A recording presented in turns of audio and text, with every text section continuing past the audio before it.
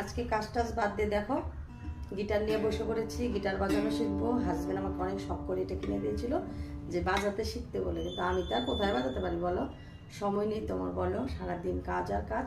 আর দেখো এখন আমার মুখের মধ্যে কি, তোমরা ভাববে না জয় দিদি ভাই পাগল হয়ে গেছে, কিন্তু না, আমি একদম পাগল হইনি। কারণ আমি এখন কতগুলো শর্ট ভিডিও বানালাম জানো। আজকে তো রবিবারে আমার কাজের ছুটি, কেননা আজকে আমি দোকান খুলবো না, কারণ আজকে আমাকে বাজারে যেতে হবে জানো না। বাজারে যাওয়ার জন্য তো আমাকে তৈরি হতে হবে, কারণ আমার ভিডিও শ্যুট করতে হবে, 2টার সময় আমাকে ভিডিও মানে পোস্ট করতে হবে, বুঝতেই পারছো তো আমাদের সামনে।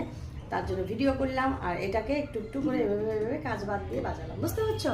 কারণ আজকে তো দোকান নেই, অত তাড়া নেই, তা না তাড়ার জন্যেই আমি আজকে এগুলো করলাম, বুঝতে পারছো শোনো ভাই বোন। দেখো চেয়ারটা বসেছি, একটা ফ্যান চালু করে দিয়েছিলাম, তো এগুলো এভাবে বাজালাম।